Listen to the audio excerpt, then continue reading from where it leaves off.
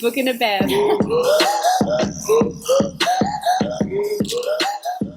Merry Christmas. It's actually the new year, but it's not for us. This week is coming up to Christmas, so we thought that we would do something holly jolly and merry for you, and this is what you get. And FYI, for those that are audio only, Georgia is holding a paper towel Christmas beard to her face. It's just weird. It's all kinds of wrong. You're welcome for those who are video only. But yeah, we're back this week with the final installment of Kingdom of Ash. Woo! Kingdom of tear our souls out, shit on the lawn, rub it around. No one's ready. I'm not even drinking alcohol tonight, but I am in my merry, cute Christmas pajamas, so she's contributing. Well, I have quite swiftly diverted from my no alcohol until the new year, and I am drinking my classic champagne because life is fucked, and I feel like if you can't beat them, join them. Bear in mind, Ellie has also just finished the second book of Crescent City. Yeah. It's a lot. I have a lot of questions. I have a lot of theories. We're probably going to have to do a theory episode before the next book is even announced. Just putting it out there. If you want that, let us know. Look, yes. Even if you don't want it, it's coming for you. So I need to get a top up, but I'm drinking a Jack and Coke. And look, I'm not doing 13 shots because that's happening, but I have brought, I think I'll do some swigs. Okay, good. You should Fireball. technically do 13 to make up for what you missed last week. I was going to do like a whole jug of Fireball with apple juice, like a cocktail jug, and then I went, it is a Monday night when we're recording this, and we are working tomorrow. I thought you were just going to say that you were just going to have a jug. You were just going to pour all the Fireball and just have the jug just sitting there, just ready for it. No, Bronny's already going to get really bad heartburn and reflux from this because remember I'm a colicky baby. I will do some memorial swigs from the Fireball. All right, let's get into it. We pick back up with chapter 93. Dear God, that is a lot of chapters, but there's going to be more, so haha. Where we left off is that there's the stupid fucking vote where everyone votes that Aelin should seal the lock with her life. Sick. And Aelin approaches Dorian and they decide they're going to go halvesies in that. That's where we leave part 3 and we pick up with Dorian, Kale, Rowan and Aelin heading into Endovia to forge the lock. And just to really set the scene for our final episode of Kingdom of Ash is here in this horrible dead place of so much suffering, here was where she would face her fate as if she had never escaped it. Not really. And then, just following on, it took all of her self-control to keep from looking at her wrists where the shackle scars had been, to not feel the cold sweat sliding down her back, and no scars lay there either. Just Rowan's tattoo inked over smooth skin. As if this place were a dream, some nightmare conjured by Maeve, the irony wasn't lost on her. She'd escaped the shackles twice now, only to wind up back here. A temporary freedom, borrowed time. Oh my fucking goodness gracious me. There's a lot to start with, guys. So broken. It's only fitting, though, that we end this series where we started it. Like, our final episode of the series is starting exactly where we picked it up. Oh my God, how did we do that? We're so coordinated. It was completely intentional.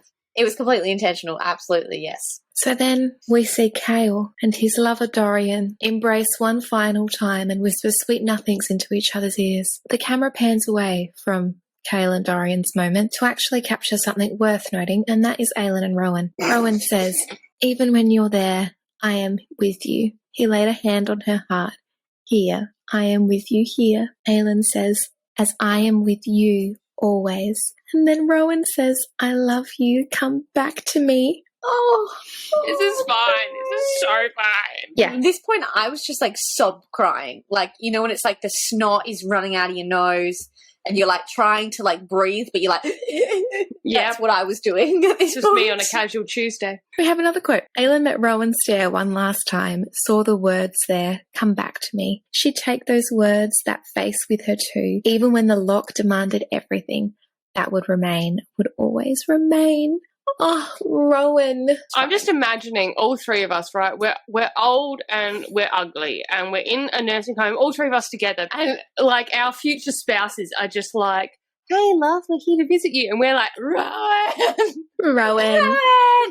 There's just three elderly women in a nursing home screaming about a fictional man. We find out a little bit more information about what the next steps are moving forward because everyone is super stressed. So, to forge the lock, she must become the gate. They slice their palms and draw word marks into the ground, and Aelin slices her forearm, and she's ready to put all three word keys into the wound. So she is going to be Kaltain, basically, but with 3 word keys. So that's awesome. It's awesome and also very unhygienic. That's how you get infections. Extremely unhygienic. We get this quote. My name is Aelin Ashriver Galathinius, and I will not be afraid. I will not be afraid. I will not be afraid. Oh, God. We will be afraid for you, We Aelin. are afraid, actually. In fact, we are terrified for you, Aelin. Okay? Yes.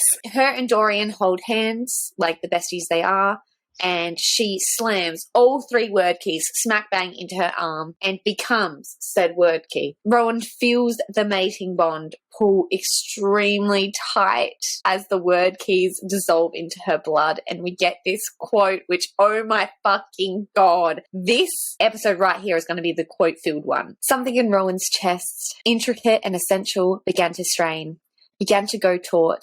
The mating bond. Rowan lurched forward a step, a hand to his chest. No, the mating bond writhed, as if in agony, as if in terror. He halted, Aelin's name on his lips. Rowan fell to his knees as the 3 word keys within Aelin's arms dissolved into her blood like dew in the sun. That's fucking traumatic. Like Yeah, the you're dew like, in the oh sun. no. Yeah, it's very they dissolve. poetic. It is very poetic. It's like when And you put candy floss in water.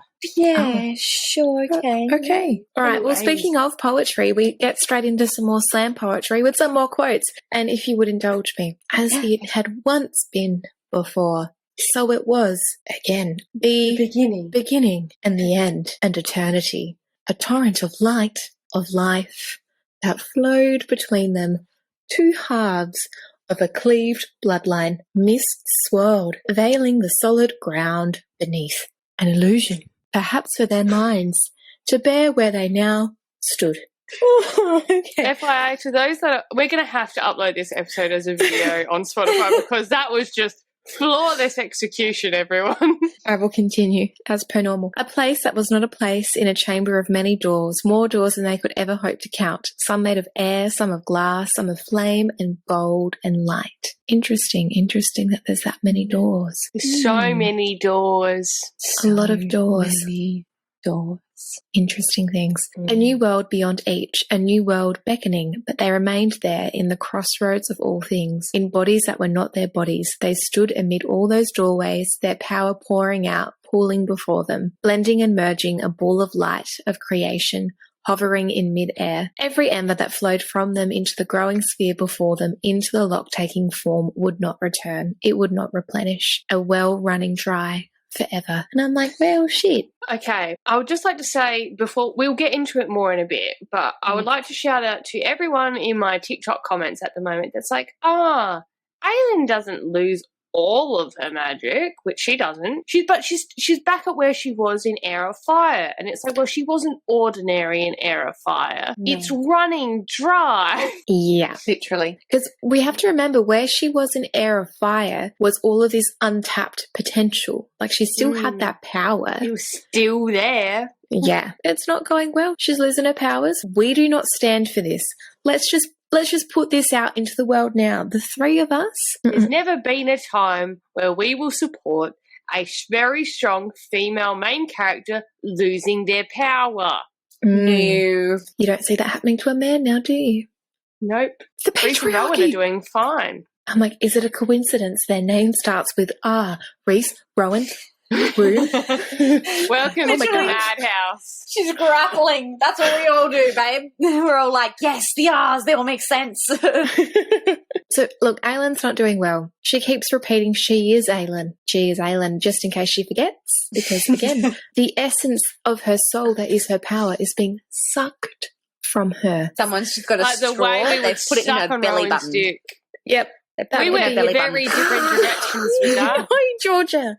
We No. went very, very different directions with Well, that. we're not. She doesn't have a dick to suck on unless you No, really get down on her clit and you're we like, would Sucky Sucky 3000. no, yeah. like we would suck Rowan's dick. We have a quote. Keep on keeping on. She fought her rising scream as her power rippled away, like peeling skin from her bones. Precisely how Can had done it. Delighted in it. She had outlasted him, though, had escaped Maeve's clutches. She had outlasted them both. To do this, to come here. This seems unfair. Yeah. You know what? This doesn't seem right. Power This imbalance isn't and all. fair. So then Dorian realizes that they're both going to die if they don't stop. And it's like, wow, Dorian. Oh my god. Wow. Oh my It's real- God, Dorian. But next minute, they hear someone yelling out, stop. And it's one of those slow motion, like, you know how they're saying it. I'm not going to. There you go. I was like, I'm not going to do it. Bridie's done it for me. It's all good. Guess who it is, motherfuckers? It's Dorian's daddy. Dorian's daddy. Jesus fucking Christ. Daddy Christ. is there. And he's like, I think my son, Dorian, has summoned me. Dorian didn't. And Dorian's daddy thinks this is for a reason, even though he doesn't know his own name anymore. He's like, that's exactly the point. Nameless is my price. He wants to take Dorian's place. And you're like, super convenient, but okay. And also, I thought that Brannon's bastard Mark was nameless. So, I mean, I guess there's multiple layers to this thing, but fine. Aelin tells Daddy that she was only going to let it go so far and then push Dorian out. And Dorian doesn't even understand what's going on. Of course he doesn't. Because, again, No. white man doing the bare minimum. Aelin is like, all right, Daddy's taking your place. Bye, and pushes him out the portal. Dorian wakes up in the real world and Rowan is shook. Dorian is screaming like, no, no, no, and trying to grab Aelin, but he's out of the word mark barrier now and it's no use. It is not all gravy, baby. Not okay, baby. Because, like, you're picturing, right, Dorian falls out. He's stumbling. He's like, it's Fergie. Oh, tripping. Oh, stumbling. Why did you bring Fergie into this? Because he was tripping and stumbling. Duh. They're like, now is not the time to drop it low, Dorian. We're in a crisis. Fergalicious definition. He's like, Just make the- Dorilicious definition. Make the girls go loco. I fall in love with them instantly. Because, like, you're picturing, right, Dorian falls out. He's stumbling. He's like, it's Fergie. Oh, tripping. Oh, stumbling. Why did you bring Fergie into this? Because he was tripping and stumbling. Duh. They're like, now is not the time to drop it low, Dorian. We're in a crisis. Fergalicious definition. He's like, Just make the- Dorilicious definition. Make the girls go loco. I fall in love with them instantly. Because they love my pogo. Oh, I wasn't expecting us to get into Fergie. Yeah, you picture, like, Dorian stumbled out. He's not Fergie, but he's thinking about Fergie. And he's like, oh my God, this has just happened. And just picture Rowan. He's just got Aelin back, right? And now he figures out that Aelin has lied. We get this quote, she had lied. His fire heart had lied. And he would now watch her die. God, Yikes. back in Wordmark galaxy crazy power sucking vortex land, Aelin is holding hands with her enemy. She's sad that she had to lie to Rowan, and we get this other quote. He would never forgive her, her mate. Come back to me, he had whispered. She knew he'd wait until he faded into the afterworld. Rowan would wait for her to return, to come back to him. Oh my God, I'm feeling crying already. Oh my God. But we move on and she feels like a huge part of her magic be sucked out by the vortex, sucky 3000, and she cries out. The king tells her soon it will be over soon at this moment. I was given a message for you, he said softly, his edges blurred as the last of his power drained away, but he still smiled, still looked at peace. Your parents they are so very proud of you. They asked me to tell you that they love you so very much. He was nearly invisible now, his words little more than a whisper of wind, and that the debt has been paid enough, Fireheart. and we're all crying. We're all sobbing. And I'm like, what does this mean? What do you mean it's been paid enough? Does that mean that she can get out? Does that mean she can continue on? Please? He gives everything, he vanishes, and then she gives everything, and Aylin's magic vanishes. And this is where I'm going to take my first shot. Yeah. Rest in peace. Aylin's magic.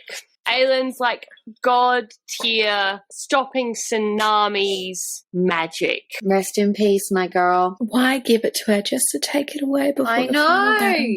This is the whole fucking thing that... So it's just... And I get, like, some people say, like, the reason why it makes sense is because of the fact that no one person should be that almighty powerful.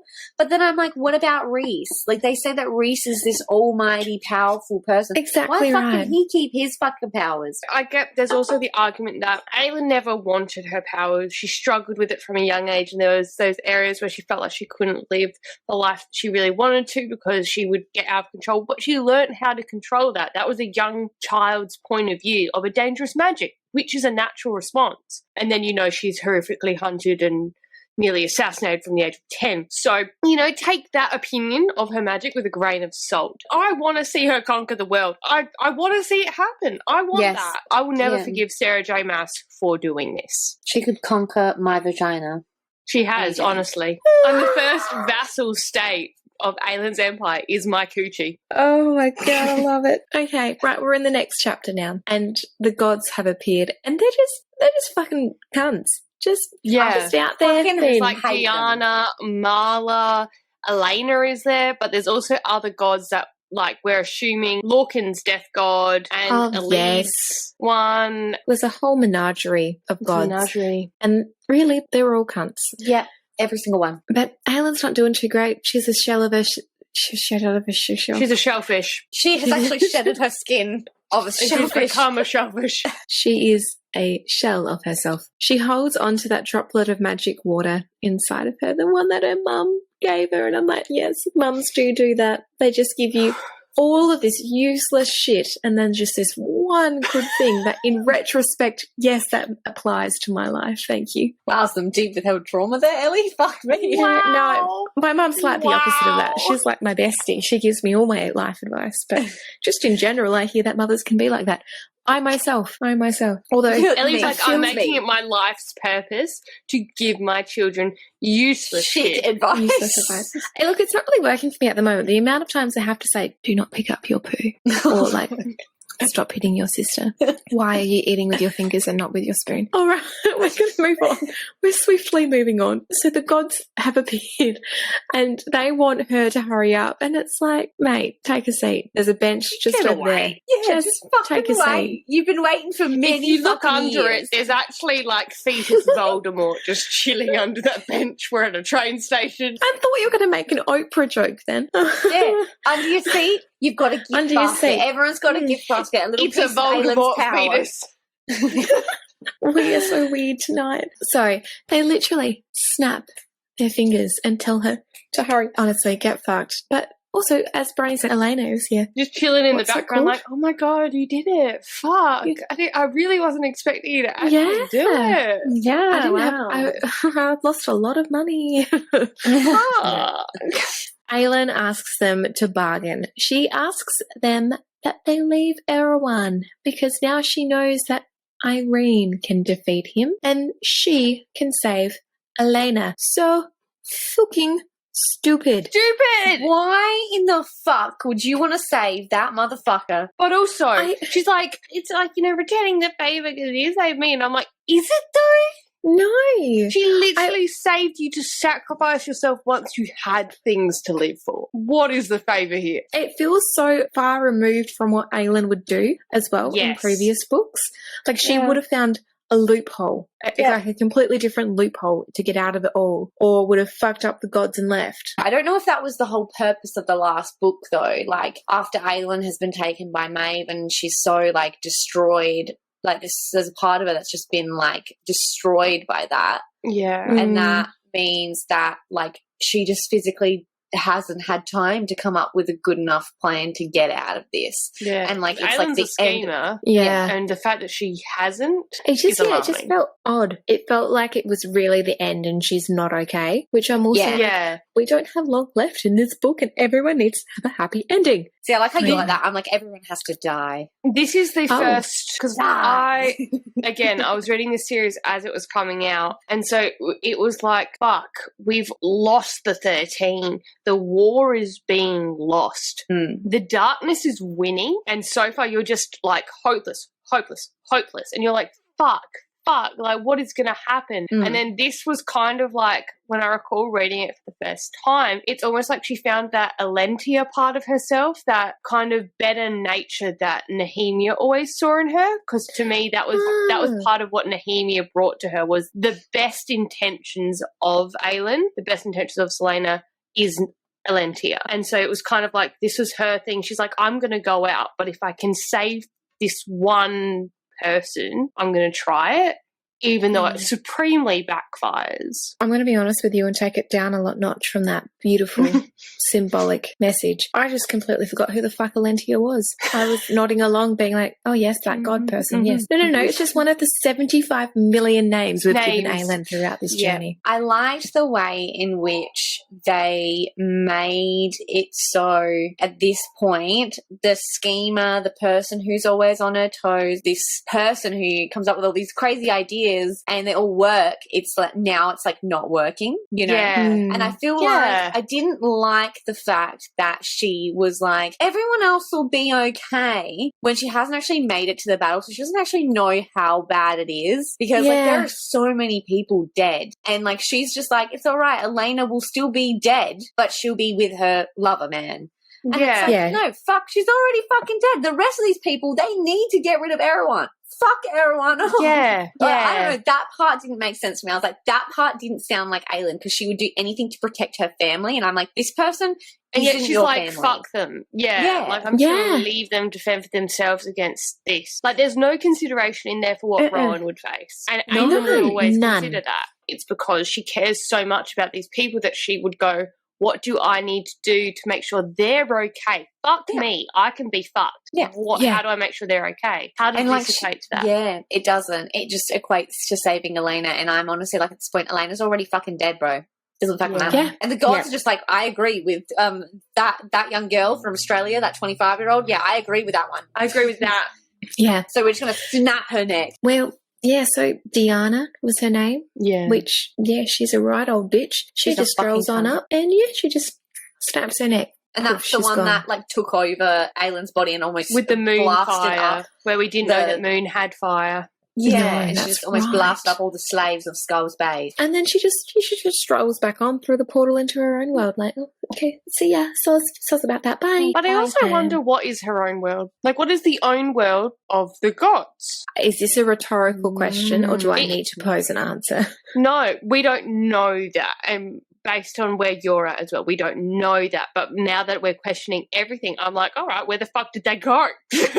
Yeah, where did they fucking go? So the gods go back to their world, and they're not going to do anything. They're actually not going to maintain the original bargain. They're not going to fuck with Erewhon. They're just going to yeet. But as they all move past Aelin, who's just basically like in the fetal position on the ground dying, some are even like sneering at her. Yeah, we get this moment where it's like, and from far away, Aelin heard another woman's voice. Make sure they're punished someday. Every last one of them. They will be, she'd sworn to Kaltain. And this is where, like, in that moment where she's bargaining for Elena's life, I imagine Nehemia is the good angel on her shoulder who's like, be the better person. Kaltain is the other person on her shoulder who is like, fuck the shit up. I'm with Kaltain personally. But anyway, we get this other quote. Aelin basically starts to come back to the Aelin we know, which is, she was no lamb to slaughter, no sacrifice on an altar of the greater good, and she was not done yet. Oh, good. I'm glad you've come to that realization now. But okay, here we are. Better late than never. Fuck them up, Aelin. You need to kill them all. Marla stops at the portal's edge before she walks through, and she tells Aelin to seal the gate. She gives Aelin a glimmer of light. It's actually just like a glimmer of that baby from Teletubbies, the sun. Oh, God. Just gives her She plucks it out of their sky and Teletubbies gives it to her. child son of power and tells her that it is a present for her for what she offered for Elena's life. And she tells Aelin to think of home after she seals the gate, and the marks will guide her home. And now, hold your fucking bonnets here, people, because this fucking quote. Marla held out her hand again, and an image formed within it of the tattoo across Aelin's back. The new tattoo of spread wings, the story of her and Rowan, written in the old language amongst the feathers. A flick of Marla's fingers and symbols rose from it, hidden within the words, the feathers. Word marks. Rowan had hidden word marks in her tattoo, had inked word marks all over it. A map home, Marla said, the image fading to him. So this is just, if this Rowan! is not a reason we shouldn't get a tattoo, I don't know what is. That is like the tip-top Rowan gesture for me. That is Rowan! like it and a bit for me. Marla ends up walking through the portal and Aelin gets up to seal it. She sees the gods just striding about with their dicks out and she's like, you know what? No. She uses that dark power she now has and opens up a new portal within the gods' world. And it's the same one. We've been here before. It almost killed Fleetfoot that night at the glass castle, and Kale was like the kind of hero of them all, but not really. And then she seals the main door shut and she can hear the gods screaming. It's quite Beautiful. fantastic. Fuck him up. Fuck him up. Fuck So then 'em up. Aelin starts to seal the gate forever and she's giving everything that Marla gave her. She's screaming, but she refuses to let her innermost self go, and she gives everything but that last drop, which again, why is this necessary? We have more quotes. No longer the queen who was promised, but the queen who walked between worlds. She would not go quietly. She was not afraid. So Aelin ripped out her power, ripped out a chunk of what Marla had given her, a force to level a world, and flung it toward the lock. The final bit, the last bit. And then Aelin leaped through the gate. And this just makes me mad. So Aelin is at this stage falling between worlds. She is getting numerous glimpses of multiple different worlds. She thinks she's going too fast and that she'll miss her own world. And then we get this moment. Ooh. She passed through a world of snow-capped mountains under shining stars. Passed over one of those mountains where a winged male stood beside a heavily pregnant female, gazing at those very stars. They were Fae, but this was not her world. She flung out a hand as if she might signal them, as if they might somehow help her when she was nothing but an invisible speck of power. The winged male, beautiful beyond reason, snapped his head towards her as she arced across his starry sky. He lifted a hand as if in greeting. A blast of dark power, like a gentle summer night, slammed into her, not to attack, but to slow her down. A wall, a shield that she tore and plunged through, but it slowed her. That winged male's power slowed her just enough. Aelin vanished from his world without a whisper. And there it was, the spine and the snow, the snaking spine of the mountains up her continent, the tangle of Oakwold to the right, the waste to the left, a land of many peoples, many beings. She saw them all, familiar and foreign, fighting and at peace, in sprawling cities or hidden deep within the wilds. So many people revealed to her. Aurelia. So, again, if you have not read the ACOTAR series, skip forward for about, I want to say a minute because we talk a lot of shit. Have you done it? Okay, it's happening. That is Risa. When do we think the timing is for this? It's in between. So it is in Akasif. It's in Akasif. It's probably while Nesta is actually away with Cassian. She's having a mental crisis because if Feyre is heavily pregnant, she's further on in her pregnancy. Yeah. And then Rhys at the beginning or during Akasif is starting to think about other worlds. Yeah. So I think that's Feyre's pregnant. They're just chilling one night and then he's like, what the fuck was that? Mm. And there Oh is my the goodness. descriptions in Akasif of like a red comet, a star, a particular star. People think that that's Aelin falling. I'm unsure, but Makes me want to reread Akasif right now. continuing on. Aelin plummets home and dives into her own body, and Rowan is like instantly there weeping. We're all weeping. We're all sobbing. We're a giant moist puddle. Aelin had given up her mortal life and her powers. Only an ember remains. It's gone, she said quietly. The power. She turned her hands, the flame rolling over them. Only an ember remains. They didn't speak, but Aelin smiled at the lack of that well within her, that churning sea of fire, and what did remain? A significant gift, yes, but nothing beyond the ordinary, all that remained of what Marla had given her in thanks for Elena. Ill. Aelin smiles despite it, but we do not. We do not smile because Aelin fucking deserved better. An ordinary gift, a firebringer no more, but Aelin all the same. And Sarah, we are still salty. This book came out in 2018. We're still and I'm mad. still not okay. So, next chapter, Aedion is awakened one morning. He's woken up. We learn that the witch's sacrifice had given them one fool's day rest before Morath basically launched on Orant's walls again. So it turns out 13 actually equals 1. Jesus Christ. I was like, how? But technically, if you minus 12 from 12. 13, you're left with 1. Big yikes. Wow, I actually did maths, guys. I'm so proud. That's very, very basic maths, but I'm very proud of you. I'm taking it. He and Lysandra make it a daily occurrence that they see each other at night and in the mornings. So we get this moment. Cute. But Lysandra, that beautiful face, so tired, only slid her arms around his waist and pressed her head to his chest. She leaned enough of her weight into him that Aedion set down his candle on a nearby ledge and wrapped his arms tightly around her. Lysandra sagged, leaning on him further, as if the weight of exhaustion was unbearable. Aedion rested his chin atop her head and closed his eyes, breathing in her ever-changing scent. Her heartbeat thundered against his own as he ran his hand down her spine, long, soothing strokes. They hadn't shared a bed. There was no place to do so anyway, but this, holding each other. She'd initiated it the night the 13 had sacrificed themselves. He had stopped him at this very spot and just held him for long minutes until whatever pain and despair eased enough they could make the trek upstairs. Oh, It's fucking so beautifully traumatic. I hate it and I love it. but I love it. So now we're with Manon and Petra, and that they're just having a little chin wag. Manon's not well. No. Yeah, look, understandably, she's not really eating. Abraxos is also very sad. He's comforting her. So is Ansel in her own way. She's like, hey, I lost people too. Yeah, how about we share this land that was once yours? Now it's mine, but I will share it with you because you're sad. And she's like, thanks. Petra tells Manon that she should rest because she hasn't for quite some time, and Manon tells Petra to fuck off, which understandable.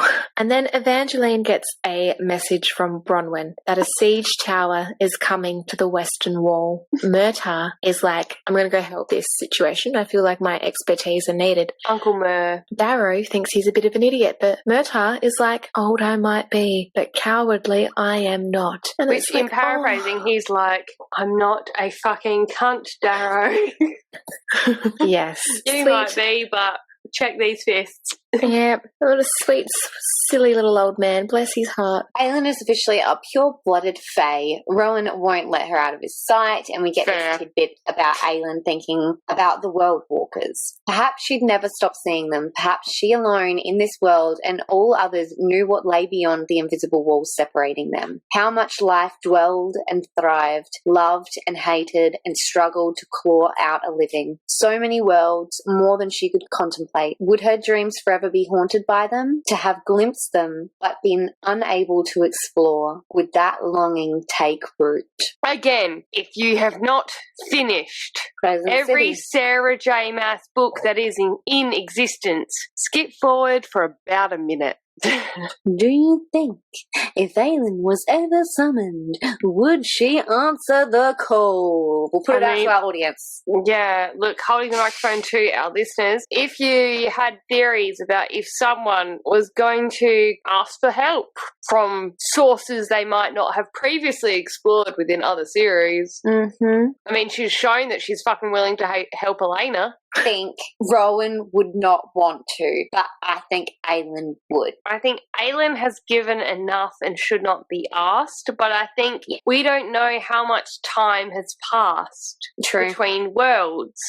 True. It What could comes be first? generations in Terracin. Oh my God, it could be like their babies. Their babies. That are supposed to be almighty, powerful beings that could fuck conquer up the world. Yeah. Aelin approaches her people and they sent it on her straight away that she is no longer human. She is a god killer. Oh, that's fucking sick. I love that. Oh, it's so hot.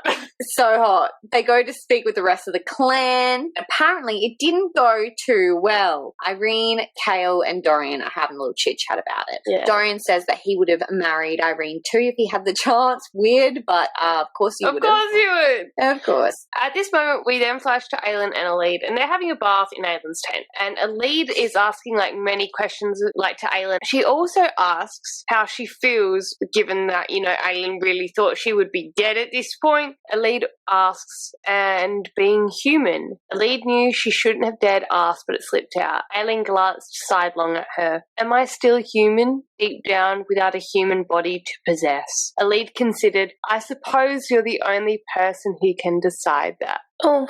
And again, this is the third time that we've had this type of question posed, first with Anon, then with Dorian, and now with Aelin, about only you can decide. I love it. I just love it. Vorte then comes in very, like, nonchalantly while they're just chilling naked in the tub and is like, everyone else is pissed at you, but I actually am vibing straight up with what energy you're putting out, and I just want to fight with you. Let's fuck up some bitches. So Vorte says that when Aelin chooses which flank she'll be fighting on in the upcoming war, Vorte will lead the rooks above her to give her, like, air support. A storm comes in and is basically slowing their way to Orant, and that's kind of a problem. But speaking of problems, Uncle Merv has fallen. Ren is absolutely destroyed by this news, given that it is the literal only remaining blood relative he had left. Yes. That's pretty upsetting, and we are upset too. Shout out to Uncle Merv. But his push basically rallied the men behind him and they took down that siege tower, so it bought them time. What a fucking legend. What a dead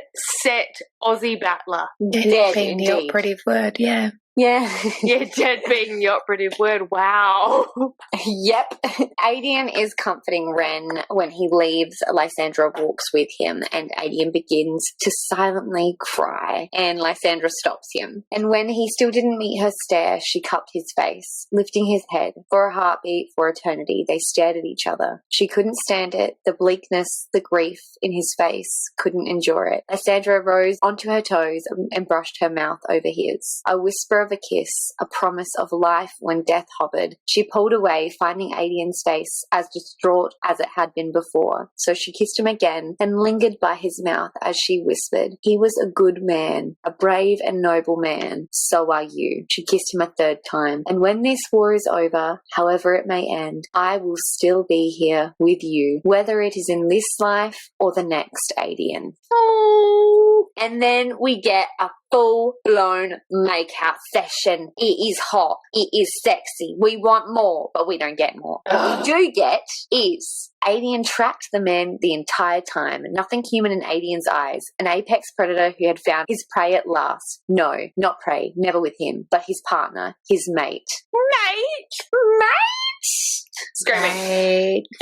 They decide to wait before engaging in physical penetrative coitus. If they make it through tomorrow, they will continue. Manon is then in a war council with Darrow, Aedion, Rolf, and Gallon, and some other nobles. They basically only have 5 days worth of supplies and equipment, and that's it. Then they're done. So that seems super cool. Double thumbs up. Yeah, look, not great, not great. The storm is also not great. So now we're back with the rest of the crew. They're 10 days from Orinth, and they are at a standstill. Aelin again isn't doing well, which seems to be a common theme in this series. Especially this we have book. A quote.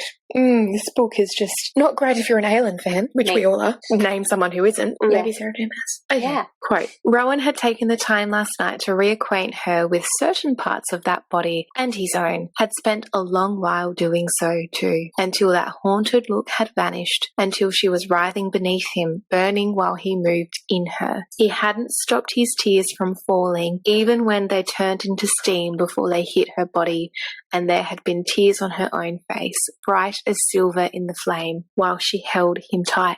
I'm glad that they're just fucking while they cry. Yeah, look, that would...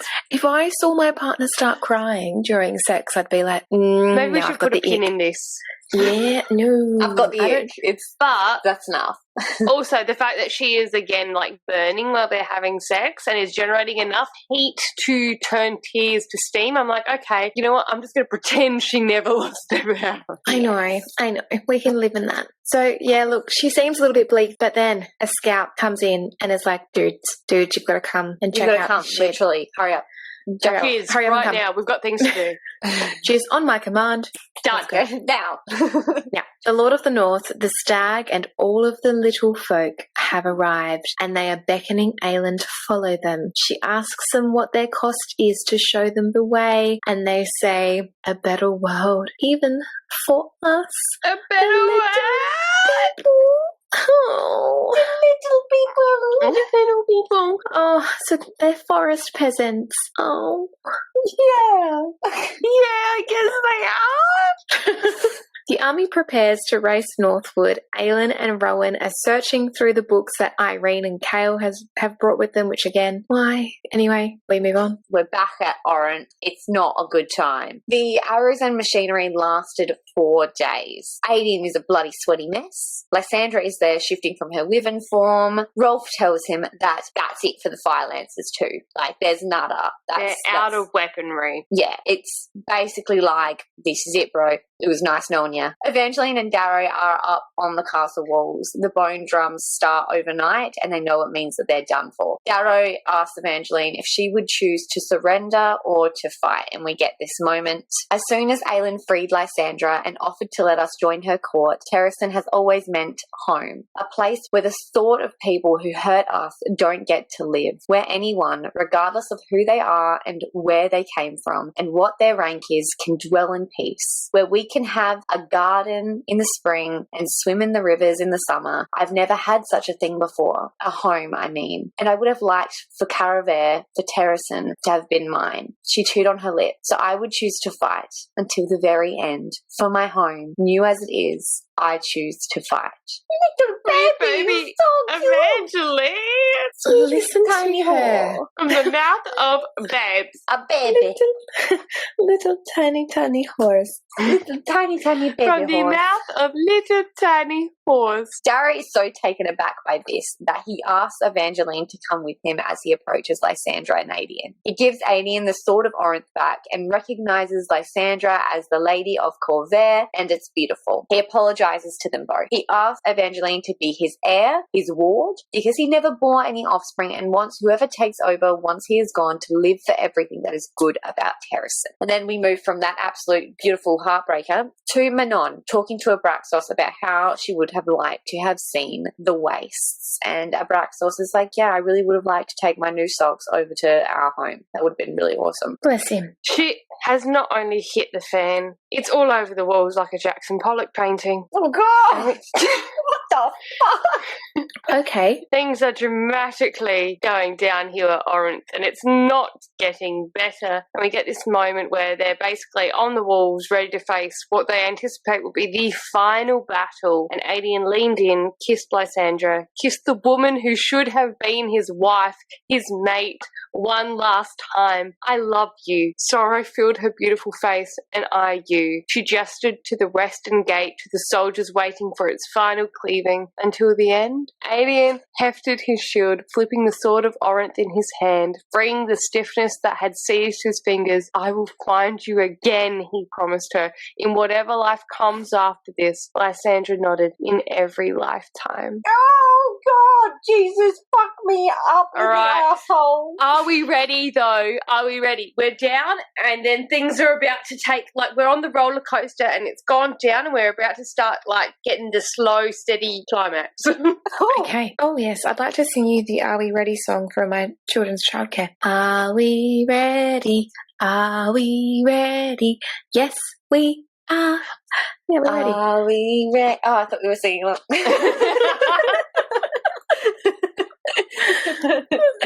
Sorry, I am a Fuck up, child. Georgia. I am a child. Okay, well, they are ready, and they're ready for death. So Oh, we have quotes, many of them. Listen, a horn cleaves through the air. Shut up and listen, everyone. Shut the fuck up, listen. A horn cleaved through the air, through the battle, through the world. Adian went still, whirled toward the direction of that horn, to the south. Beyond Morath's teeming ranks, beyond the sea of blackness, to the foothills that bordered the edge of Theralis' sprawling plain. Again, that horn blared, a roar of defiance. That's no horn of Morath, Lysandra breathed. And then they appeared, along the edge of the foothills, a line of golden armoured warriors, foot soldiers and cavalry alike. More and more and more, a great line spreading across the crest of the final hill, filling the skies, stretching into the horizon. A few mighty armoured birds with riders, rooks, and before them all, sword raised into the sky as that horn blew one last time, the ruby in the blade's pommel smouldering like a small sun. Before them all, riding on the Lord of the North, was Aelin. I'm so happy! When I tell you the goosebumps that gave me, Yeah, literal tears. Aelin and the army had marched for 6 days, yesterday all through the night, in special tracks led by the little forest peasants and the Lord of the North. The last night, the Lord of the North had offered his own back to ride on. He's like, bitch, get on my back. he's like, save a horse, ride the Lord of the North. Oh, It's actually Jon Snow. He's like, ride me. Okay. I won't say no. They arrive at Orinth, and Aelin is shocked to see Orinth in such shit shape. We're not shocked. Where have you been, Aelin? That's right, you've been in a coffin. Oops, my bad. But they blow the horns and then charge, barreling towards Orinth, toward home. They're racing toward the enemy. The archers are firing arrows towards them. The rooks take the brunt of it because they're giant fuck-off birds and no one needs birds in their life. Vorte screams a battle cry and Manon orders her witches to push forward and squish the Iron Teeth Legion between them. And then Rowan, Gabriel and Lorcan's shields are in place when they hit the enemy and destroy their front line. They destroy their vaginas. They can destroy my front line. Yes, Yeah. they can. All four of them, because there's 4 still at this stage. Oh god, okay, fuck. Right, good. Rowan is trying to stay close to Aelin, but she is too damn fast. He's fighting alongside his brothers in arms. It's beautiful. And they're fighting for their home and their court and their queen. And we get this quote. Yet Fenris battled near Rowan's other side, Lorcan on his left, a dark, deadly wind lashing out in time with his sword. They had all been little more than slaves to a queen who had unleashed them across the world. Together they had taken on armies and decimated cities. He had not cared then whether he walked off those distant battlefields, had not cared whether those kingdoms fell or survived. He had been given his orders and had executed them. But here, today, Aelin had given them no order, no command other than the very first they'd sworn to obey, to protect Terrasen. Fuck it up. Shit, it's so good. Adian can't believe Aelin has come. He is so shook and he knows he needs to fight. Lysandra is with the Wyverns and he holds the western gate. Adian's drained legs shook, his arms strained, but he held his ground. For whatever few breaths he had left, Aelin had come and it was enough. That kills me. That it was enough kills me. Aelin is then fighting her way through the battle. Vorte, Falcon and Yeren go down. We're unsure if they're dead or injured, but it basically leaves Aelin unprotected from wyverns. She shoos the Lord of the North away to be like, go, this isn't a scene from Bambi, so don't die. But before the wyvern that is about to attack her can get to her, another wyvern with emerald eyes kills the enemy. Lysandra shifts into ghost leopard form and they hug and we cry. And then they race together towards the city walls. Rowan watches as his queen takes on one of the sealed towers with Lysandra and she begins pushing the catapult in it, and we get this moment. Aelin threw herself at the rungs lining the catapult's wheeled base and began pushing, turning it away from Orinth from the castle, precisely as Aelin had told him Sam Cortland had done in Skulls Bay. The catapult's mechanisms allowed her to rotate its base. Rowan wondered if the young assassin was smiling now, smiling to see her heaving the catapult into position, all the way to the siege tower at its left. On the second tower, a red-haired figure had fought her way onto the upper level and was turning the catapult towards the third and final tower, crying, vomiting vomiting, shitting. There's so much my fluid everywhere. God, I'm obsessed with this moment. It makes me so happy and sad and happy and sad. They basically take down the other two siege towers. Lysandra shifts back into a wyvern and picks up Aelin and rips the first siege tower from the wall and onto the oncoming enemy soldiers. All the boys are like, whoa, women get shit done. That they do. That they do. Nesrin and Sartak are still in the skies, still fighting when a new host of enemy wyverns comes from Perant, likely where they had been hiding to squish the force between the walls of the city. Nesrin and Sartak make the call to fall back to the city. Aedion is there at the western gate when it falls. They're struggling, but just as Aedion thinks that this is it, a wyvern with a dead iron teeth witch in its saddle falls across the gate's entrance, blocking the way. And then I would just like to already preemptively say, this is painful. A golden-haired warrior runs up to him. The warrior ran toward him, a sword in one hand, the other drawing a dagger, ran toward Aedion, his tawny eyes scanning him from head to toe. His father. It's fucking stressful at this point. I'm already really emotional. This gets me every fucking time. An extremely emotional time for us all, so please bear with us. Aedion and Gabriel have a moment. Aedion's like, we need to close the gates. We have this interchange, which I'm so sorry. Literally, I'm already crying. Oh, God. All right, here we go.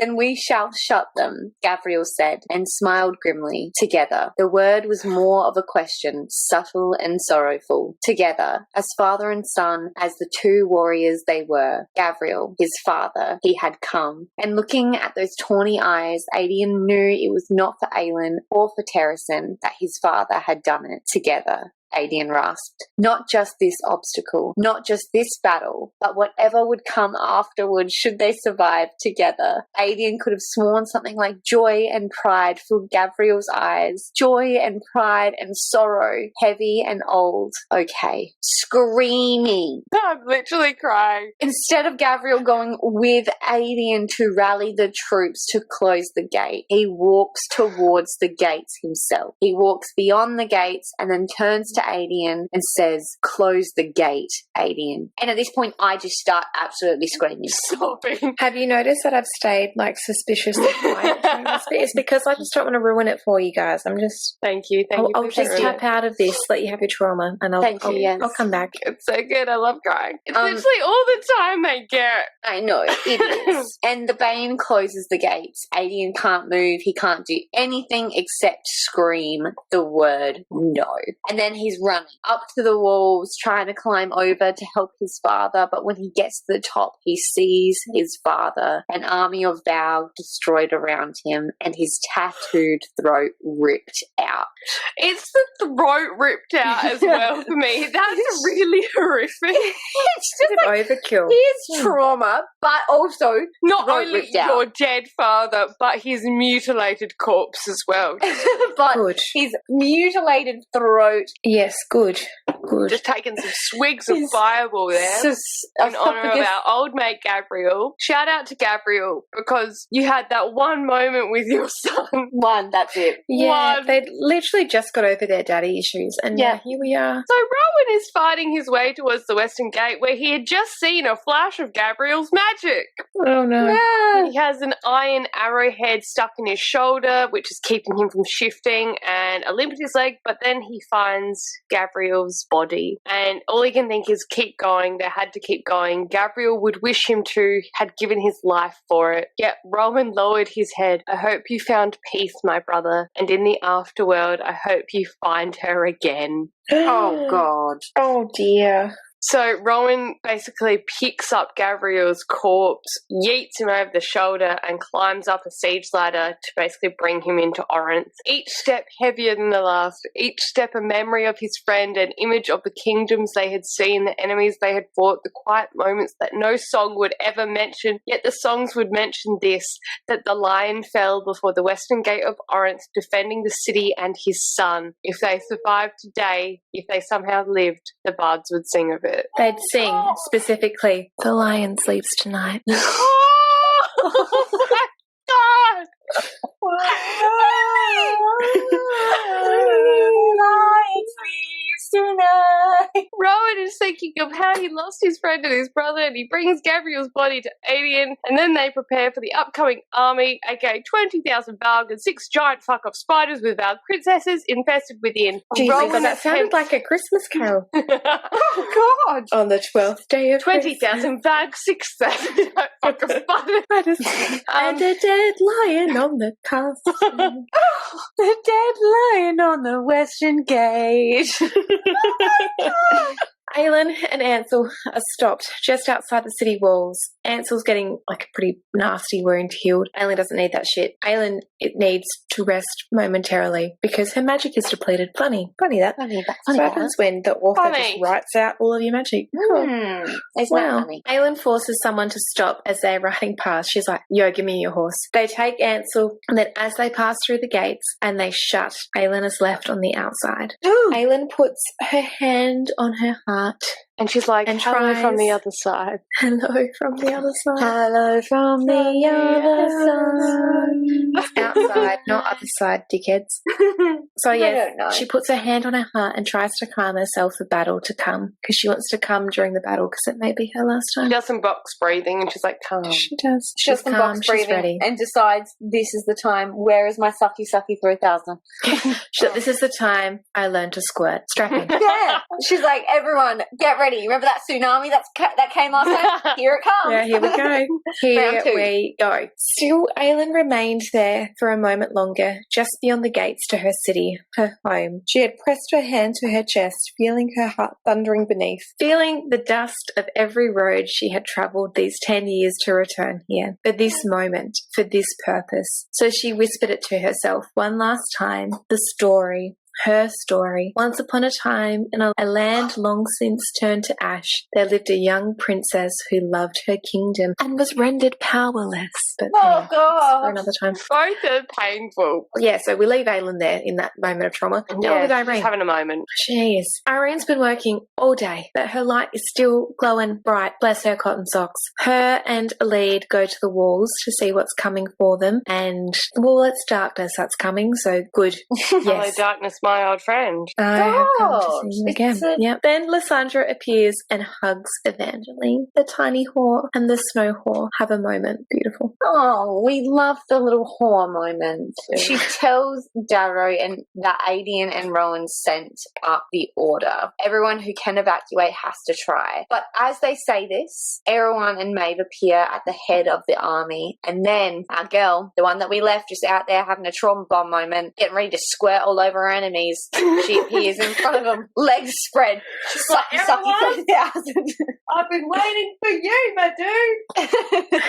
We get this quote. Aelin Galathinius had appeared before the sealed southern gate, had appeared before Erewhon and Maeve. Her unbound hair billowed in the wind like a golden banner, the last ray of light with the dying of the day. Silence fell, even the screaming stopped as all turned toward the gate. But Aelin did not balk, did not run from the vowed queen and king who halted as if in delight at the lone figure who dared to face them. Oh my God. Lysandra let out a strangled sob. She has no magic left. The shifter's voice broke. She has nothing left. Still, Aelin lifted her sword. Flames ran down the blade. One flame against the darkness gathered. One flame to light the night. Aelin raised her shield and flames encircled it too. Burning bright, burning undaunted. A vision of old reborn once more. The cry went down the castle battlements, through the city, along the walls. The queen has come home at last. The queen had come to hold the gate. Oh. I'm deceased. I'm actually dead. I'm coming to you as a ghost now with a live broadcast of the reason I died. And we get this to start off the chapter. Her name was Aelin Ashriver Whitethorn Galathinius, and she would not be afraid. Oh, that stings me. That is like... That hurt. You've cut me open. You've put me in salt water and you've let me bathe. Let me bathe. You let me bathe.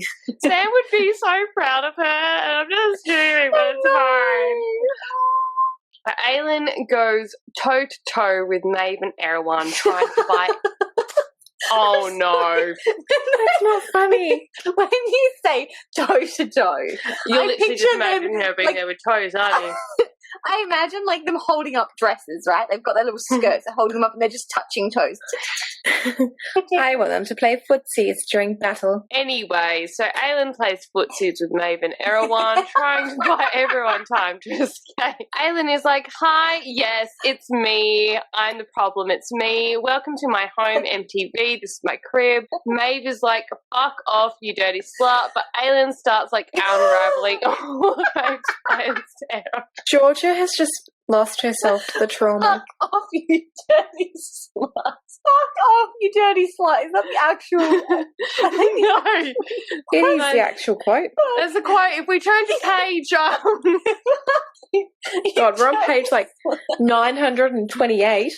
You'll see Maeve is actually like, Aelin, I put you in my burn book and you're a dirty, dirty slut. You're a fugly slut. But, Do not trust her. Do not trust her. Actually, Aelin is like, do not trust Maeve, and starts unraveling all of Maeve's plans to Erewhon. You know, Aelin is doing great work because Erewhon starts to not trust Maeve because she's a dirty slut. Aelin tells Erewhon that it's all a trap, that there are healers waiting to yeet him from this existence. He hesitates. Only for a moment, and Maeve has had enough and is like, I am done with your shit. And we get a glorious quote, a phenomenal quote. Oh. It's just iconic. Are we ready? Yes. Girding your loins, strapping your titties, everything. Are we braced? Yep. We're braced. There are no gods left to watch, I'm afraid, and there are no gods left to help you now, Aelin Galathinius. Aelin smiled, and Goldrum burned brighter. I am a god. She unleashed herself upon them. Oh my God. My Only thing that would have made that better if she had the power to back it up. Yeah, Exactly right. When she said, I am a god, I was like, she's been tricking us. She's actually now got more power, but then I was bitterly she disappointed. ate all of the gods. She's a cannibal. Oh my God, And that she would have is been... now the god. The god. She is the one and only. Rowan is trying to get to Aelin, but he hears the screaming of the innocent as Valg soldiers pour over the city walls, and he knows that she would never forgive him if he left them. So She's going to be dead, so she can't forgive you either way. So he, Lorcan, and Fenris fight, and they're doing what their blood oath was for, and they fight for their city and this court and their queen. Sick. Good. Lysandra, Alide, Irene, Darrow, and Evangeline are on the walls watching Aelin fight Maeve and Erewhon. They've just got popcorn and they're having a grand old time. Having a great time. They don't know what she is, just why she's just deflecting. Why has she challenged them to a dance battle? We're in the middle of a war. Yeah. Step up fucking 12, bro. Get over it. Oh my God, but if it was the sick moves that she'd pull. So they don't know why she's just deflecting and not attacking, but when they figure it out, well, I mean, Alide figured it out, because remember, she's the BAU profiler of the team. She's worked this shit out, and there's only one other person who can save them. And Aelin would never ask, because remember, this woman's pregnant, but she would leave the path open for them to choose to take. She's like, either I die and the entire kingdom, or you do this one tiny favor for me. Up to you. Yeah, she's like, honestly, it's so up to you, Irene. Like, you do what you think's right, but like, also, everyone's gonna die if you don't Everyone do will it. die, including your little Whoa. penis, but up to you. Nesrin is fighting the Ilkin above. The Valg princesses are coming, though, and it ain't good. But they are going to give it one last push. Alide and Irene are flying on Lysandra's riven form.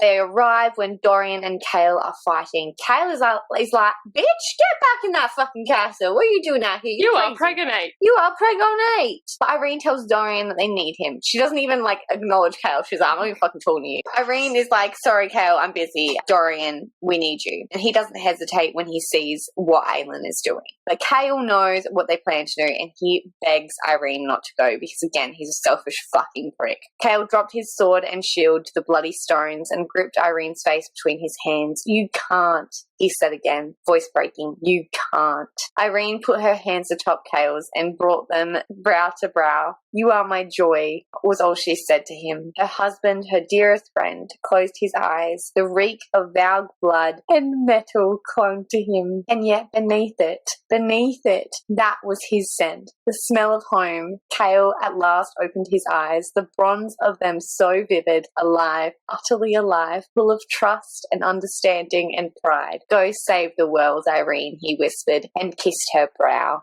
Irene let that kiss sink into her skin, a mark of protection, of love that she'd carry with her into hell and beyond it. Then Chaol gives his king the only order he will ever give him, which is to keep Irene safe. And it's really beautiful. I have two actually serious points to make here. Yes. One, when we were talking about how Rowan would react to a pregnant Aelin going up against Erewhon, he would freak. Chaol is now doing that, and we are allowed to acknowledge that is reasonable.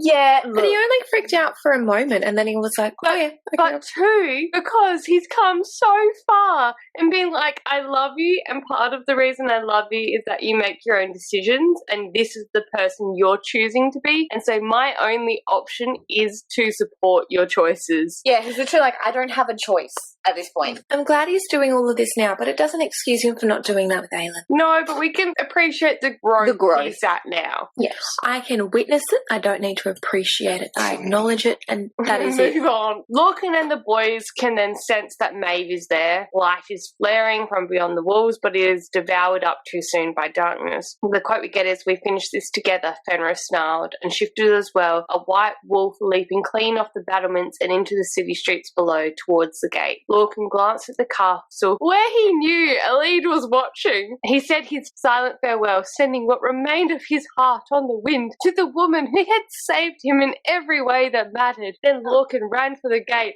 a fuck-off giant man running to the Dark Queen who threatened all he'd come to want, to hope for, which is really funny because Elide is not there.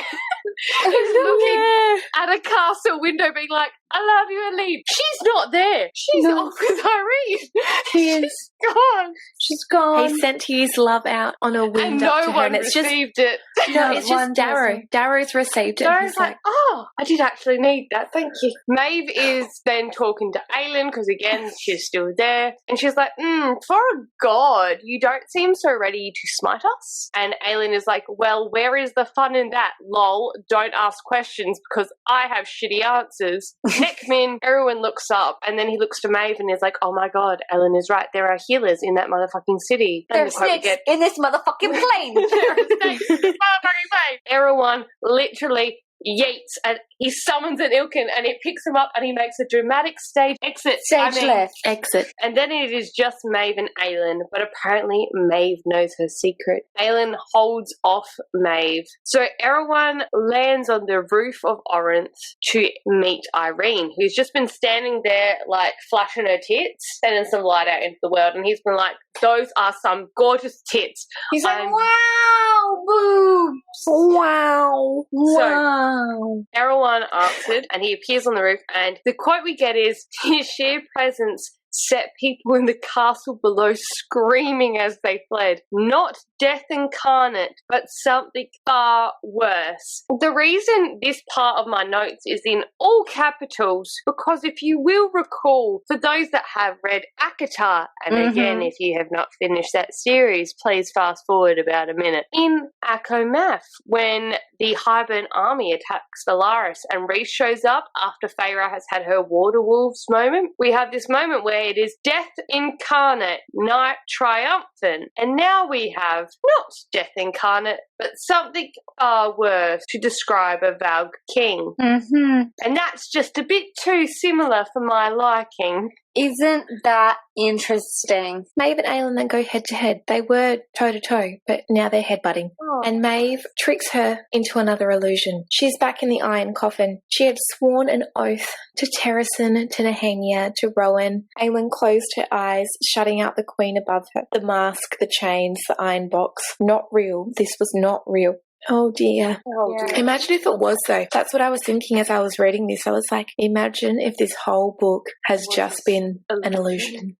I'd be so mad. Anywho, we have another quote. I name you Alentia, spirit that could not be broken. Aelin traced her metal-encrusted fingers over her palm, where a scar should be. Where it still remained, would always remain, even if she could not see it. Nehemia, who had given everything for Ilway. I'm tearing up about this.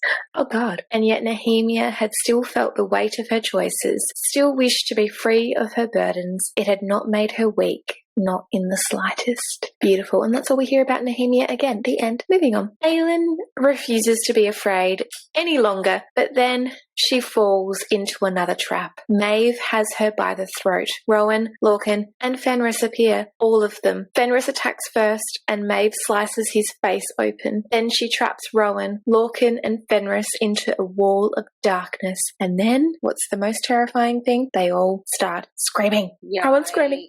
Yikes. This is terrifying. But we jump to Erewhon's villain monologue. How do you think we took the keys in the first place? A hateful, horrible smile. In my world, your kind exists too. Not healers to us, but executioners. Death maidens, capable of healing, but also unhealing. Unbinding the very fabric of life, of worlds. Erewhon smirked. So we took your kind, used them to unbind the word gate, to rip the three pieces of it from its very essence. Maeve never learned it and never shall. Yikes indeed. Jesus. Everyone is still talking when he realizes he can no longer move. What a shame. He's been trapped by some word marks. Irene shifts into Dorian, and it was all a surprise attack. It was never Irene. It was Dorian, our sweet little gaslighting motherfucker. Next minute, Lysandra sweeps down and drops Irene onto the castle wall. She runs for Erewhon. Dorian holds him with his magic. Lysandra jumps on him in ghost leopard form, and Elite stabs him in the gut with Damaris. Jesus. I love your work, Elite. I love it. I love it. I love it. Irene plunges her power into Erewhon, and we get this whole moment when she's thinking she's not afraid. He tries to shoot his magic back, but she's like, absolutely not, sir. We are not dealing with your energy today. She basically doesn't let it touch anyone because she is fueled instead by hope. It was hope that Kale had said she carried with her, hope that now grew in her womb for a better future, for a free world. It was hope that had guided two women at opposite ends of this continent 10 years ago, hope that had guided Irene's mother to take up that knife and kill the soldier who would have burned Irene alive, hope that had guided Marion Lockham when she chose to buy a young heir time to run with her very life. Two women who had never known each other, two women who the world had deemed ordinary, two women, Josephine and Marion, who had chosen hope in the face of darkness, two women in the end who had brought them all to this moment, this one shot at a future. For them, Irene was not afraid. For the child she carried, she was not afraid. For the world she and Kale would build for that child, she was not afraid at all. Oh my god, I'm screaming. As Irene starts to falter, Dorian is there to give her more magic, and they cut their palms, his raw magic flowing into her. Irene's power was life itself, pure, undiluted life. That's fucking beautiful. That is like out of a poetry book. Well, it is out of a book, actually. It is funny. Dorian needs more. He's like, what's my daddy's name? And everyone is like, make me tell you, he. And Dorian pushes Damaris deeper into Erewhon's asshole. And Dorian, tell me. Erewhon says, it is your own. Erewhon's eyes widened at the words that came out of him as Damaris drew it from him. But Dorian did not marvel at the sword's power. His father's name, Dorian. Erewhon says, I'm really sorry. That is just so fucking unoriginal. He's Dorian Jr. Okay. He's Dorian fucking Jr. Americans, man. Yes, yeah. Seriously, Americans and their juniors. Yeah, true. No judgment to our American audience. Yeah, look, it's just unoriginal and boring. Find a different name. There's many out there. Anyway, Erewhon says, I took his name. I wiped it away from existence. Yet he only remembered it once. Only once. The first time he held you.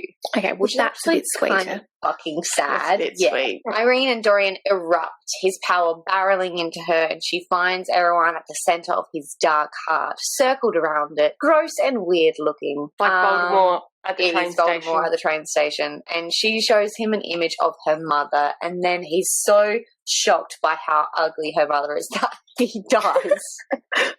Just dead. So sorry. Okay.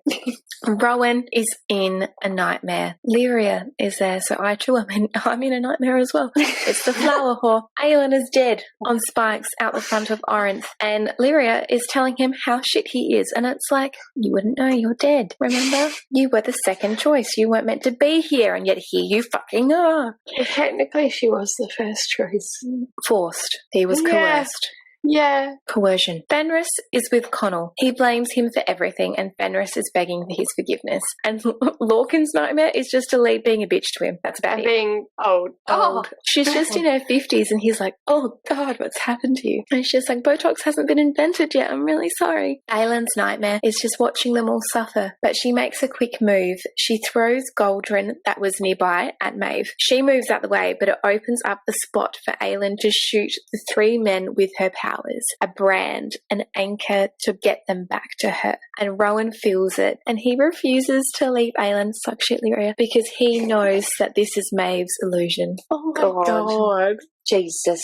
Lorcan is shown a lead dying of old age. Our heart breaks for him. This is the quote. He remained young. Bile coated his throat. Please. He put a hand to his chest as if it would stop the relentless cracking. Faint, throbbing pain answered back. A lead's breath rasped against his ears. He couldn't watch this. Couldn't. He dug his hand harder into his chest. To the pain there. Life. Life was pain. Pain and joy. Joy because of the pain. He saw it in a lead's face, in every line and age mark and every white hair. A life lived together. The pain of parting because of how wonderful it had been. The darkness beyond thinned. Lorcan dug his hand into the burning wound in his shoulder. A lead let out a hacking cough that wrecked him. Yet he took it into his heart, every bit of it, all that the future might offer. It did not frighten him. That is fucking beautiful, that is! Turns out he's Leonardo DiCaprio, and she's just turned 26, and he's like, oh God. Oh, Jesus Christ. Okay, fuck it up. Rowan and Aylin communicate somehow using like beep bops.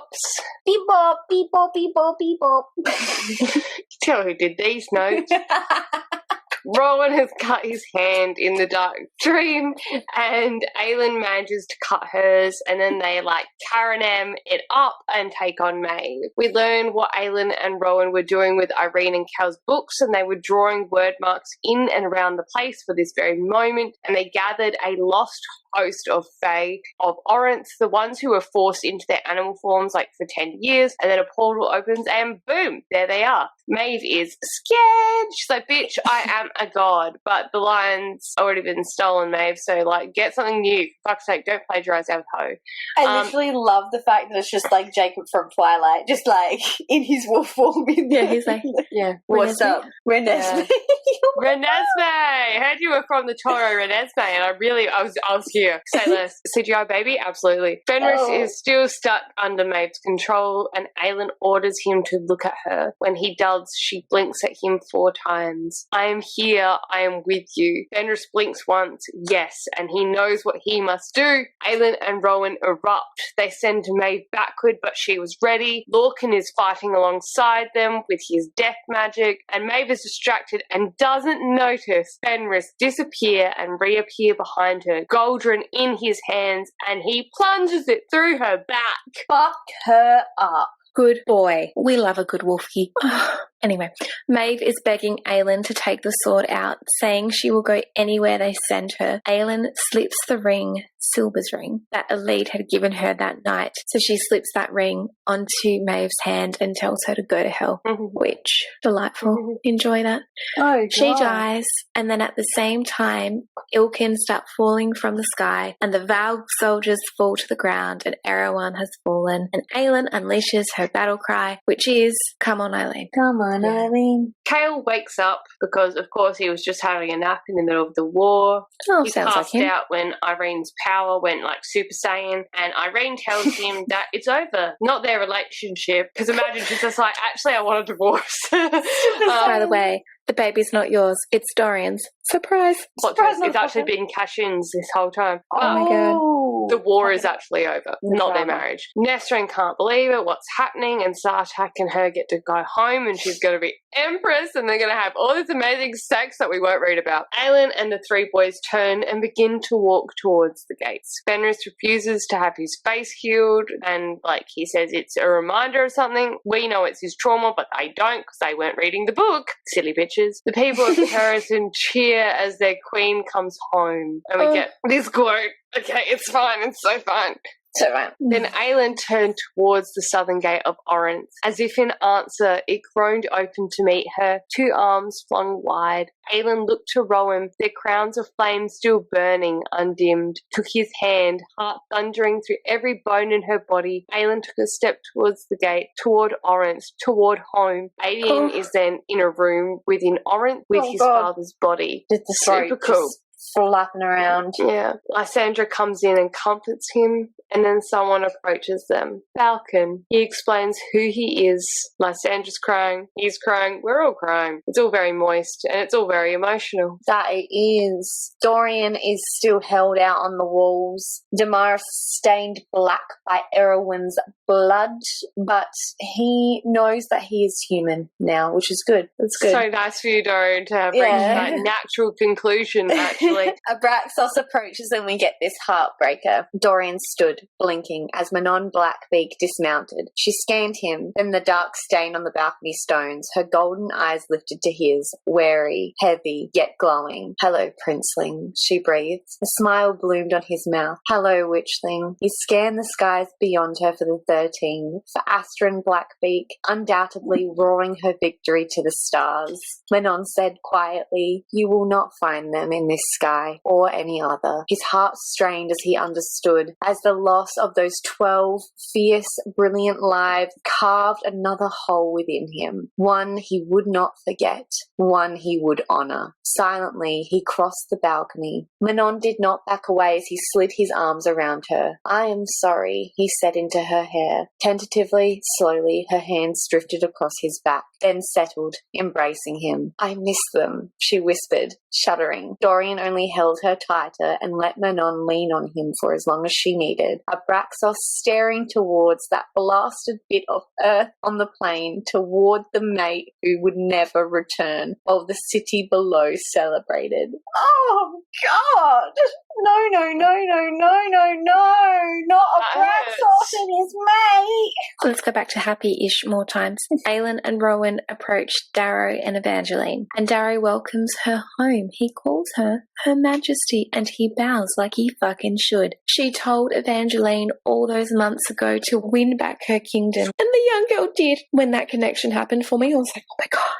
I forgot about that. Beautiful, perfect, amazing. So Aelin and Aedion hurtle towards each other, and she says that she wants to go see Daddy Cat. And when she does, she tells him she wanted to offer Aedion the blood oath first. And then we get this quote. "A flick of the blade had her slicing her palm open. No blood flowed beyond a slight swelling, yet she waited until a drop slid to the stones, then opened up her own arm, dipped his fingers into the blood, and let 3 drops fall into his mouth. Let the world know," Aelin said, voice breaking, "that you are a male of honor, that you stood by your son and this kingdom and helped to save it." She kissed the cold brow. "You are blood sworn to me, and you shall be buried here as such." She pulled away, stroking his cheek once. "Thank you." Oh my goodness.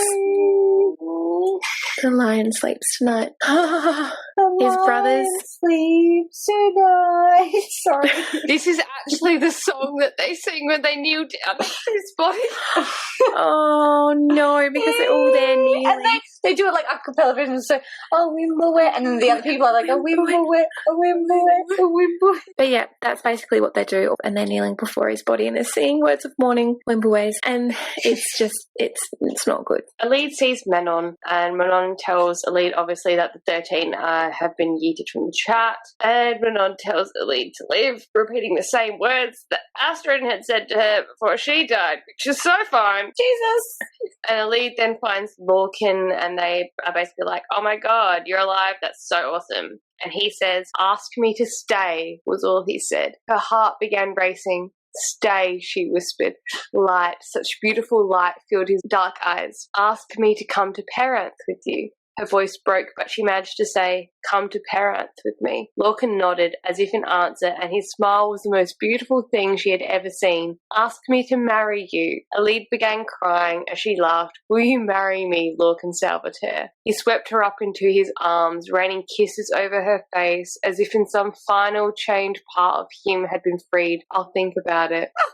And then we get the moment when we realise that he will be Lord Lochan. And I would like to note that Ellie, without knowing any spoilers, called this shit multiple episodes ago, and Georgia and I had to act really, really chill. We were like, oh yeah, that's crazy.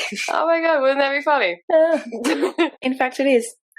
We all find that funny. Elite finds it funny. Lorcan swept her up in his arms, spinning her. I'll use it with pride every damn day for the rest of my life. I will marry you, Elite Lochan, and proudly call myself Lord Lorcan, even when the whole kingdom laughs to hear it. And when we are wed, I will bind my life to yours, so we will never know a day apart and never be alone ever again. Jeez, that's a big commitment. So Irene is still working until Hafiza is like, go to fucking bed, you dirty whore. Hafiza. Fuck. Hafiza, what's going on with you this week? I love Hafiza, man. We haven't checked in with you for a while and you just turned. Hafiza tells her that they will go home soon. They're going to leave her because Irene's pissing her off. And Irene says that she's going to stay. And Hafiza's like, thank fuck. I'm actually done with your shit. Irene asked if she could open up a Torre Renesmee here in Rifthold, and Hafiza is like, yes, please, get the fuck out of my head. Fucking idea. Manon ends up finding out the number of dead, and apparently it's not as bad as what she thought, except for obviously the 12 that are in there that are very important. Yikes. They wonder what they're going to do next. Her, Petra, Glenys, and Bronwyn, they're all hanging around, and Glenys says that she wants to go home to the Wastes. Bronwyn brings forward a flower from the Crocken clan living in the Wastes. A flower from the Wastes where nothing can grow because of the curse. And now you're ready. Manon's sight blurred, and Glenys took her hand, guiding it toward Bronwyn's, before the witch tipped the flower into Manon's palm. Only together can it be undone, Glenys whispered. Be the bridge, be the light. A bridge between their two peoples, as Manon had become. A light, as the 13 had exploded with light, not darkness in their final moments. When iron melts, Petra murmured, her blue eyes swimming with tears. The 13 had melted that tower, melted the iron teeth within it, and themselves. When flowers sprang from fields of blood, Bronwyn went on. Manon's knees buckled as she stared out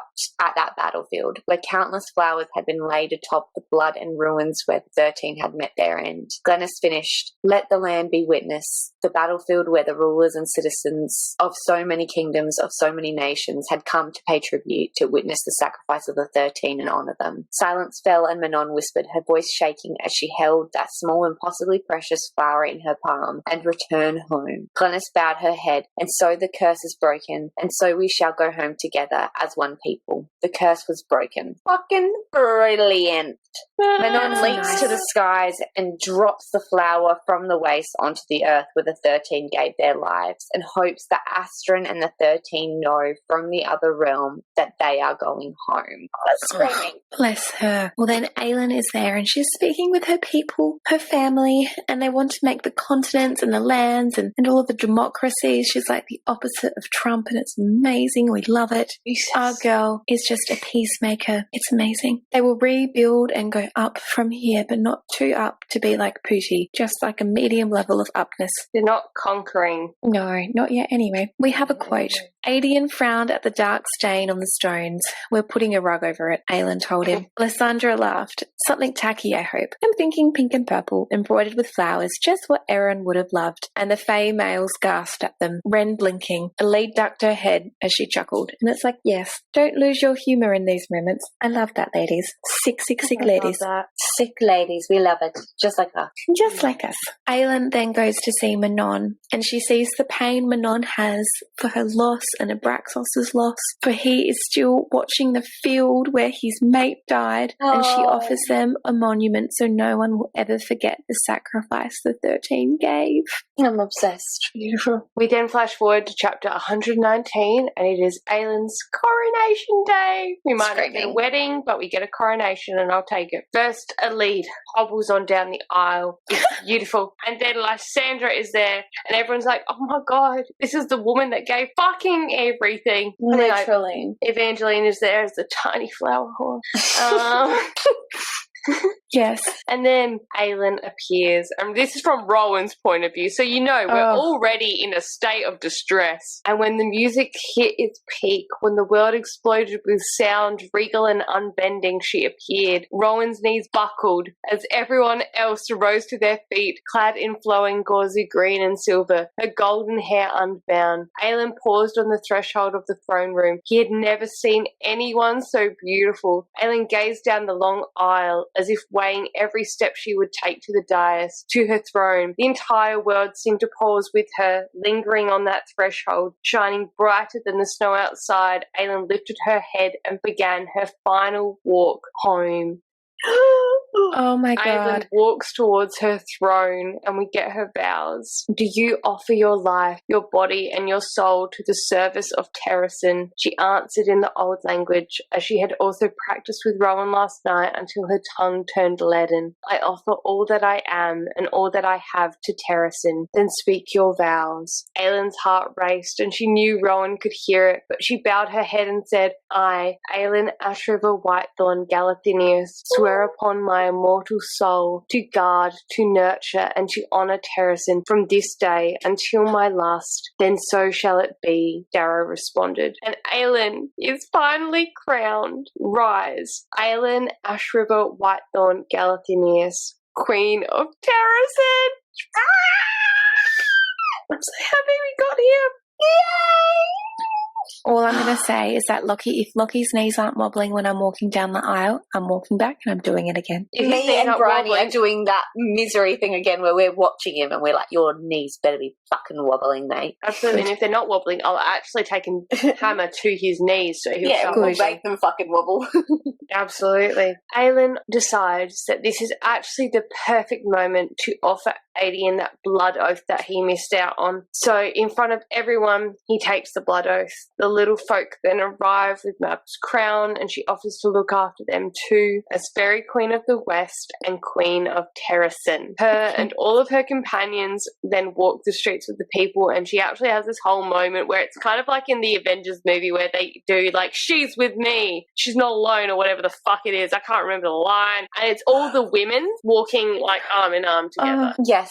And then we flash to Nesrin watching Aelin and Rowan dance later on, and it's amazing. And they party all night long. I love that. The Kargan's kids are ready to head home soon. But apparently a group of young Rukins found Wyvern eggs and wanted to stay here with Dorian and Rifthold and train and raise them. Dorian is really happy with this. He says goodbye to Nesrin because she is going to be motherfucking Empress. Yeah, she got a promotion. That she did. So we're back in Kale's point of view, which is where we love to be. Yeah. He reads the letters that his mother left him. Oh, wait, she's proud of him. Oh, she loves him even better. And her and his brother want to come and stay with him when he and Irene are settled, which is also cute, but also like he never tried to stay with me earlier. Why do you want something to do with me now that I've just saved the world with my super awesome hot wife? Dorian goes to see Manon with Irene and Kale. He asks her where she's going and she tells him they're going to rebuild the wastes. He asks her to come back occasionally to help with the Rukin training and she agrees. And Irene is like, so marriage? And to everyone's shock, it's not Dorian who's like, hell yeah. It's Manon who says, we'll see. This moment for me, Irene is just the grandma in Mulan. She's being like, would you like to stay forever? Literally. Yeah. Literally. But like Manon literally offered marriage to him not that long ago and he was like, I'm not going to say anything about it, but I will fuck your brains out and then leave in the morning. And now it's been brought up again and she's like, we'll see. And it's like, we do remember that time he gaslighted the shit out of her, fucked her without saying goodbye, then rocked up when all of her mates were dead and was like, sup? No, Dorian. Well, he was doing things. He wasn't just out twiddling his thumbs and then came back and was like, now your friends are dead. Hey, what's up? And yet it's the man that returns with all the power, isn't it? Yeah. I think you have a bench quest. I love Dorian. I do. I think he's a dickhead sometimes. It's pretty boys. I don't like pretty boys. Ellie needs them broken. Like I do. Aelin is watching everyone leave. She says goodbye to everyone. There's tears, all until Irene and Kale and Dorian are left. Irene says that she will come to help with the birth of their children because baby births suck. That's trauma.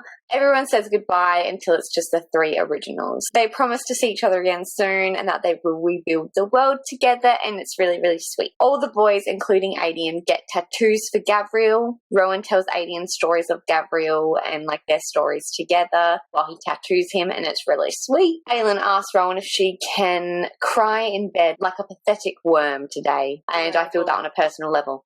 We get this quote: "I'm thinking about how very grateful I am that we made it, that I found you, and how even with all the work to be done, I will not mind a moment of it because you are with me." Rowan! I love it. Rowan. Because we then end this chapter with this moment. To whatever end, Fireheart.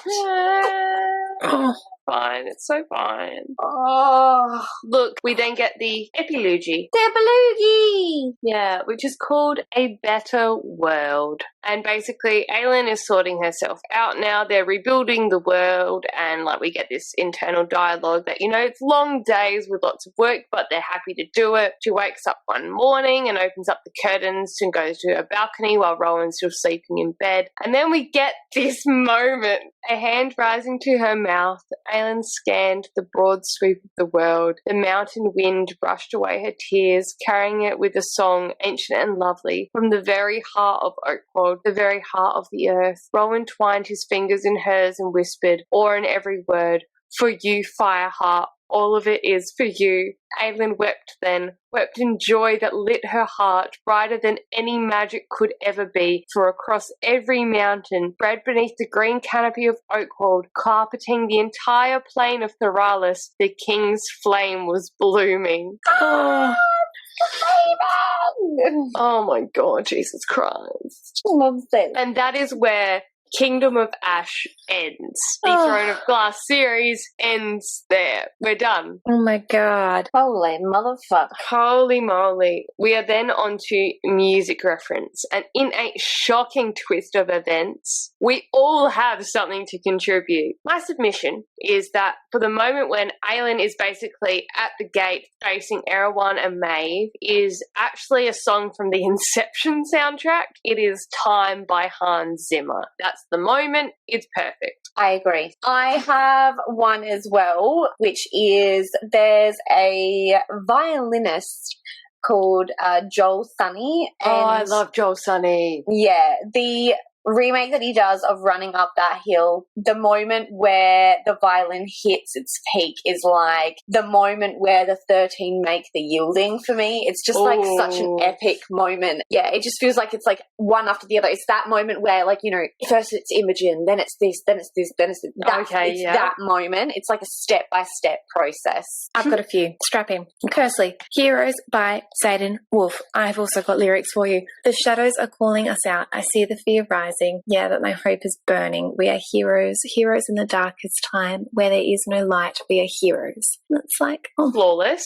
Amazing. Then, Queendom by Aurora. The women will be my soldiers with the weight of life on their shoulders. I will be your warrior. I will be your lamb. You have a home in my queendom. Oh, which is very much like all the women walking on the road. Like, beautiful. Perfect. And then this would not be the end of an SJM series without a reference to T-Swift. Absolutely. The song is Daylight, and the whole song is just Rowan and Aylin. I'm not even going to do the lyrics because I won't do them justice. Just go and look at that song. Oh, beautiful. So we are then onto the absolute fuck off amount of fan art that we've got. So to start off with, we have two artworks by Mellendraws, who is one of our favourites. So we have Aylin and Ansel in their armour, which I absolutely adore. And then she has also actually done all of like the main ships from Throne of Glass.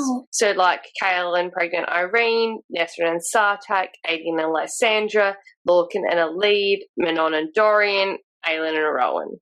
So good. So then we've got by MBOHnet_art, there's one of Aylin burning, and Madschofield as well has done one of basically Aylin being that living flame as well, which we love. Then by Kayrakhan, we have this kind of like comic book style, almost horror-ish moment of Aelin saying, "I am a god." It's just got glowing green eyes. It's a whole vibe.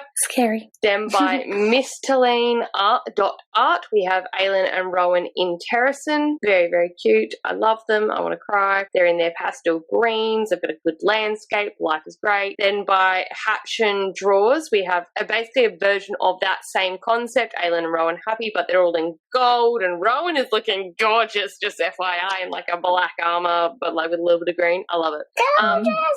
By Morgana Zero Anagram, we've got some of my favourite Rowan and Aelin art of all time, which is both of them in armor, basically like kind of in a burning forest type vibe. I love it. It's hot. I'm into it. By Simsamy, we have Aelin and Rowan dancing at Aelin's coronation. Gorgeous. By Snowarox and the Clever Crow, we both have some different moments where it's basically Aelin riding the Lord of the North. So good. I'm fucking obsessed with both of them. By Celestial.kingdomsart, we have like a really cute doodle of our Queen Aelin, which we love. By Inkfaeart, we have Eliden Lorcan's wedding. I'm He's obsessed. so fucking tall. He's so fucking tall and she's so fucking small. By Dominiquewesson, we have her recent dust jackets for the series, and it's Adian and Lysandra just looking fucking hot, and I love them. Obsessed. And then we have by Alicemariapowere, basically Aelin with the King's Flame in bloom around her. I love that. That is stunning. Yeah, it's gorgeous.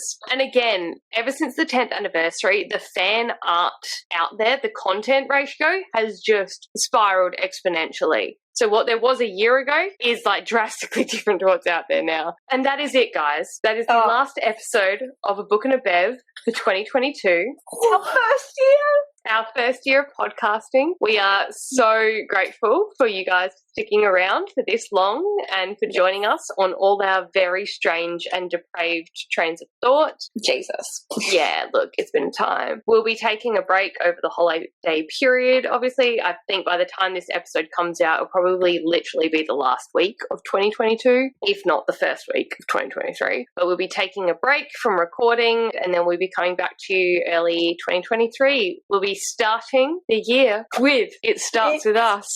Get it? Because it starts, it works. It does thematically. work. Yes. Yeah. So in the meantime, please remember to like, follow and subscribe on Instagram, TikTok, YouTube.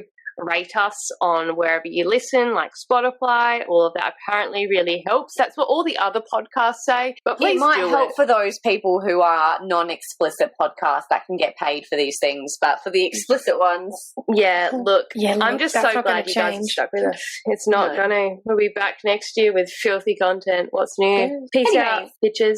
all right, have an amazing. Well, you've already had a great Christmas. I don't know what the fuck I'm telling you. Have a great Christmas. You've Have a great holiday period that is That is. religious We love neutral. you. get fucked. Then we I love you. hope you get fucked in a good We way. do. Or fuck yourself. Whatever way In the you good choose. way. Yeah.